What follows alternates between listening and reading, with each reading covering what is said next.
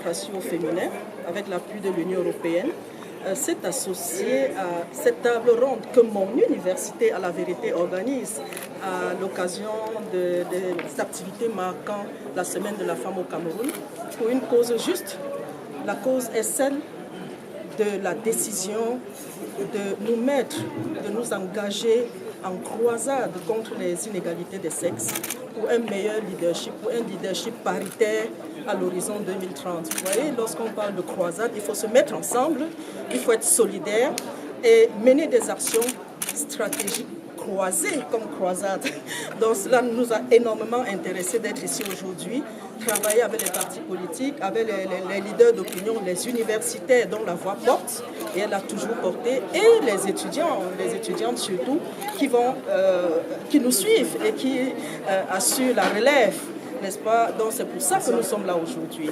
Nous engageons des actions en vue d'améliorer, de nous arrimer à la vision du chef de l'État qui a décidé dans sa profession de foi d'accélérer l'institutionnalisation de la parité homme-femme dans le processus décisionnel au Cameroun. C'est pour ça que nous sommes là. L'élection est passée en octobre, mais nous sommes en mars. Nous allons lui rappeler que dans toutes les actions, effectivement, nous nous engageons en croisade pour lui rappeler dans des actions de plaidoyer, de lobbying, de sensibilisation pour les inscriptions sur les listes électorales, pour qu'il y ait plus de femmes inscrites sur les listes électorales pour les régionales, les municipales, les législatives qui arrivent cette année. Et voilà pourquoi nous pensons effectivement que même avec les médias, la presse doit faire un grand écho de toutes ces activités que nous menons, parce que c'est également un canal d'éducation de masse.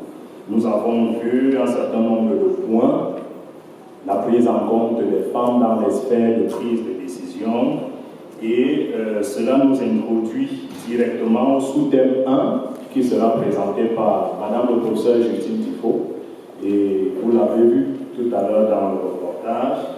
Elle va nous entretenir sur le thème femmes et leadership politique. Monsieur le recteur, je vous remercie de votre présence dans cette salle. Votre présence à elle seule légitime notre action, parce que nous ne pouvons rien faire seuls, nous ne pouvons pas à nous seuls transformer le monde. Nous avons besoin de vos voix, les voix autorisées, celle du chef de l'État évidemment, que vous avez cité en substance dans votre exposé. Merci infiniment, monsieur le recteur, parce que nous savons que vous rendrez fidèlement compte de ce que vous avez vu ici et de ce que vous avez entendu.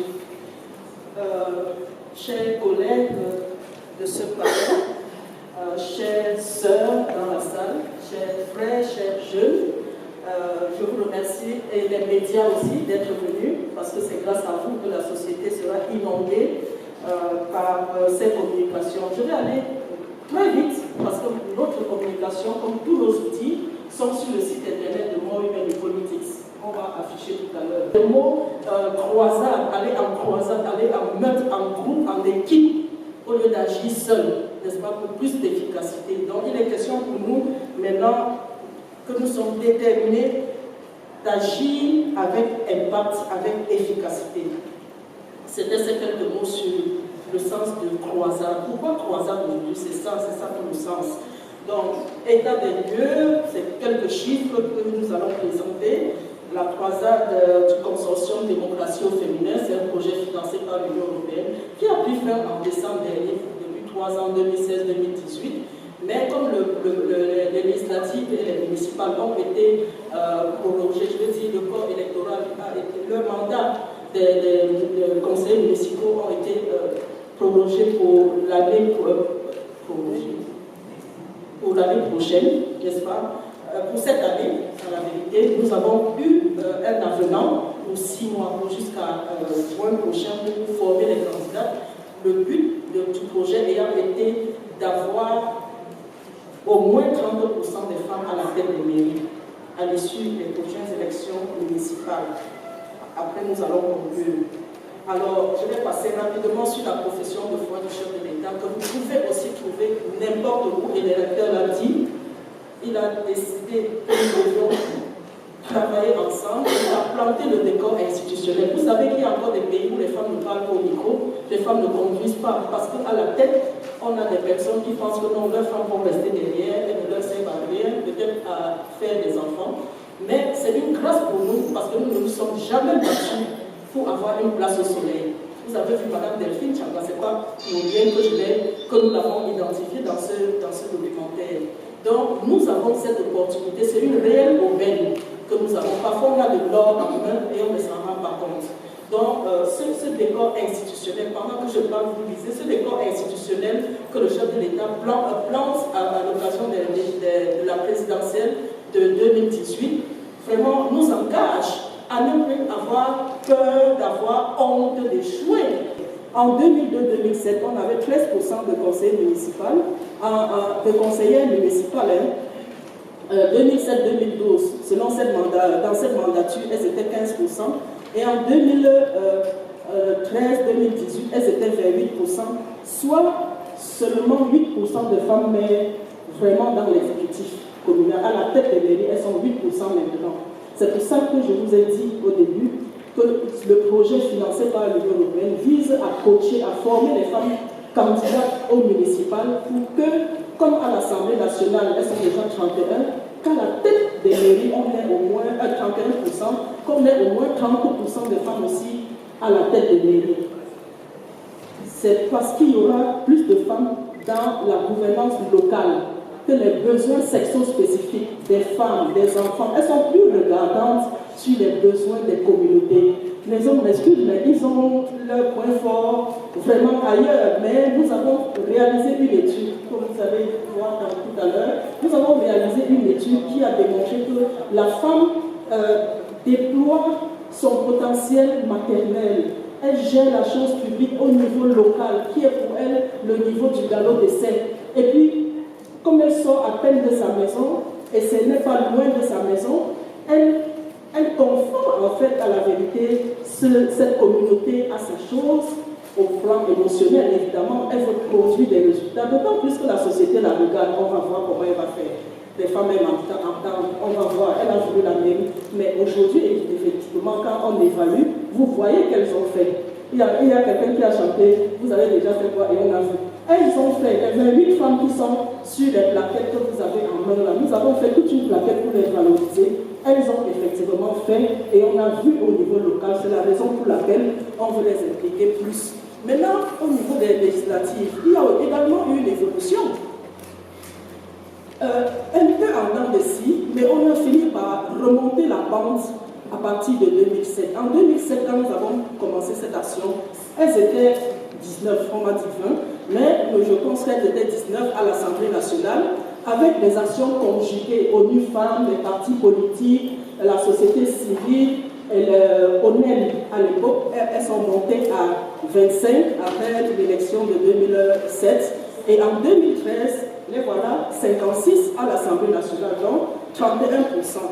On peut s'en réjouir et la communauté internationale, à travers ONU Femmes, dont la sous-secrétaire générale des Nations Unies est justement celle qui donne cette impulsion au niveau international, a intervenu tout à l'heure dans le documentaire. Par contre, à la présidentielle, et c'est là où le plafond de verre, au lieu d'être au-dessus de nos têtes, est dans nos propres têtes. Vous allez voir qu'elles ont été 0%, 0%. Une certaine année, il y a eu quelques candidatures, mais en 2011-2018, on a eu 3 candidatures féminines, et en 2018, pour ce mandat, il n'y a pas eu de femmes qui ont été retenues pour l'élection présidentielle. Nous allons encore travailler à ce niveau, mais c'est très difficile parce que à ce niveau du top management, c'est un engagement tout à fait personnel. Tout à fait personnel, quelles que soient nos motivations, quel que soit ce que nous allons dire. Nous pouvons donner de l'argent, des tonnes et des tonnes à une femme qui ne veut pas s'engager à ce niveau. Elle va dire non, vraiment pas à ce niveau, je ne suis pas vraiment prête. Donc, les actions conjointes en point 2 concernent quoi? Derrière ces actions conjointes, nous avons décidé que sur le chemin de la parité, nous allons agir pour impacter. Si vous avez vu, c'est depuis 2007 que More Women in Politics est sur le terrain. N'allez pas dire que je dis que c'est More Women in Politics. Depuis le début, je dis que c'est action conjointe. Je cite les partenaires. Donc, il faut bien qu'on se comprenne. Il y a chef de file, mais derrière, il y a d'autres organisations dans les 10 régions du Cameroun. Nous avons mis en place en 2014 un pôle national des avocats du genre. Je suis sûre que si je connaissais bien M. le recteur, il serait membre de ce pôle national des avocats du genre. Ce sont spécialement des hommes que nous avons sensibilisés et qui ont pour rôle d'aller sensibiliser d'autres. Partout où ils se trouvent, dès qu'il y a quelque chose que vous avez oublié, l'aspect genre. Juste cette phrase fait qu'on pense à la petite fille qui doit aller à l'école, on pense à tenir compte des besoins des femmes, même dans les zones en crise. On sait que lorsqu'on déploie même dans l'armée des contingents, il faut qu'il y ait des femmes dedans, parce qu'une femme violée ne peut se confier librement qu'à une autre femme. C'est leur rôle. Donc voilà, descendez encore un peu. En bas, nous avons donc... Non. Parmi ces actions, remontez s'il vous plaît. Oui, bon, parmi ces actions, j'ai parlé tout à l'heure des activités croisées, toujours croisades, activités croisées. Il faut être flexible, humble et suffisamment ouvert pour capter les bonnes pratiques qui viennent d'ailleurs, du Rwanda, du Sénégal, du Mali et tout. Quelqu'un va dire, c'est petit pays, oui c'est petit pays, mais le Sénégal n'est pas un petit pays, ils ont déjà une loi sur la parité, même comme la loi à elle seule ne permet pas d'avoir des femmes, même comme l'observatoire à elle seule, comme l'observatoire de la parité en France, ne permet pas d'avoir, n'a pas permis à la France d'avoir 31% des femmes à l'Assemblée, comme au Cameroun. Donc il y a beaucoup de choses à faire derrière, il faut capitaliser tout ce qu'on fait depuis l'aube des temps et espérer justement, comme j'ai dit tout à l'heure, que le top management soit sensibilisé, que le chef de l'État soit sensibilisé à améliorer la situation. Et pour ce faire, nous menons premièrement des actions de plaidoyer et de lobbying. Le plaidoyer, c'est plaider pour qu'une situation change. C'est plaider, par exemple, pour qu'il y ait un décret d'application un décret portant sur les modalités d'application du genre dans le code électoral. Il est inscrit genre partout, mais personne ne sait véritablement à quoi ça renvoie. Si nous sommes 100 ici, chacun va dire, bon, c'est peut-être 10%, c'est peut-être 15%, c'est peut-être 20%. Si nous sommes tels que des partis politiques, il y en a qui ont décidé volontairement d'appliquer 25%, 30%, un 5%, mais le moment venu n'applique pas. C'est pour ça qu'il faut un texte contraignant, comme le décret d'application, qui va venir expliquer et rendre cela obligatoire pour tous les partis politiques. Je prends un exemple simple. Pendant les sénatoriales, le RDPCA dit ceci, que sur une liste de 7, il faut au moins 3 femmes. Non, il faut au moins 2 femmes. On a bien vu des listes qui n'avaient qu'une seule femme. On a vu d'autres qui avaient des listes à une femme ont été rejetées, mais les listes à 2 femmes ont été validées. Mais puisqu'on a dit au moins, il y en a qui ont mis 3 femmes.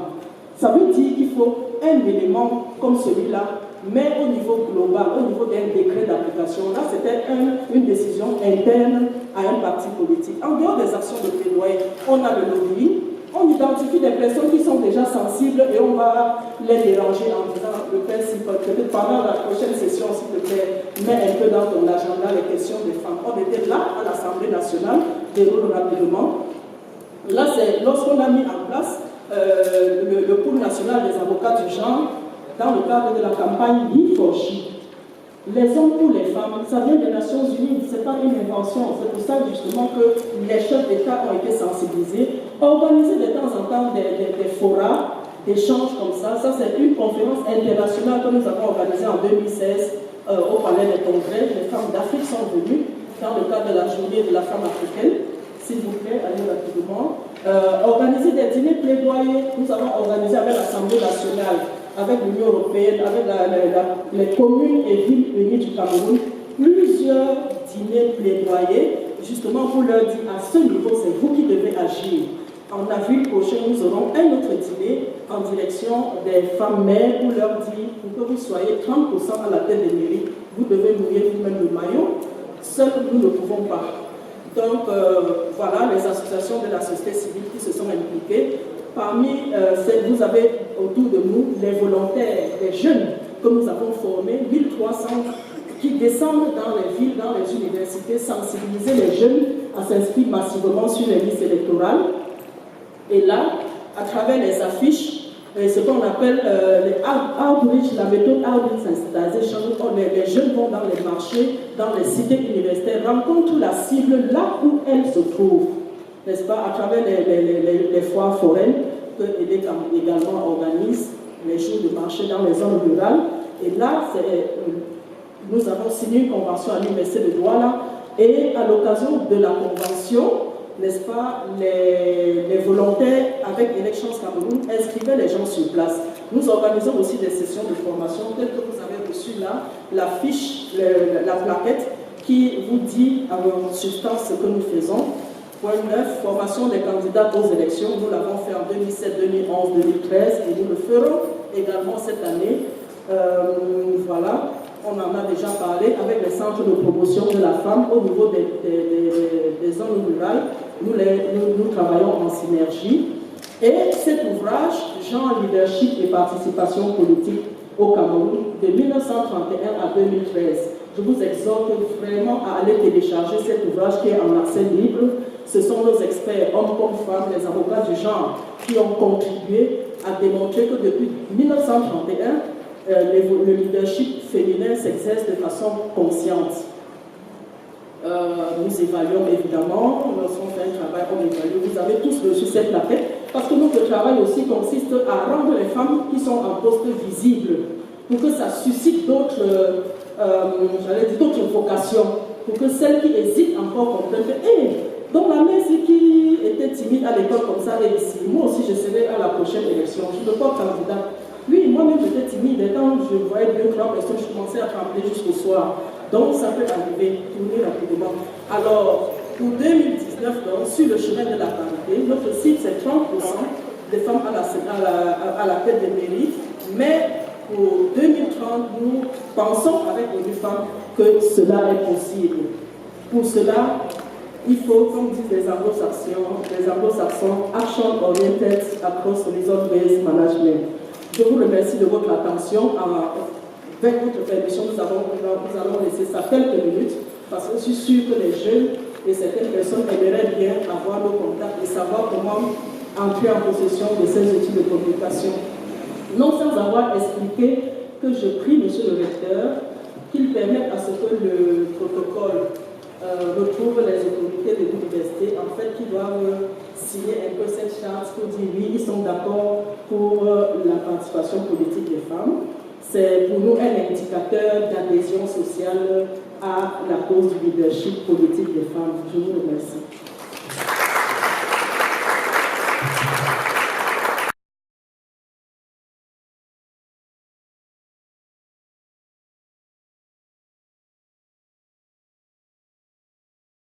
In the project Women in Democracy, we associate our voice to the voice of my institution, University of Yaoundé 2, to organize this roundtable on the theme going out to multiply, to demultiply the results of our action, which means by 2030 we need more than half 50% of women at the municipalities, for example.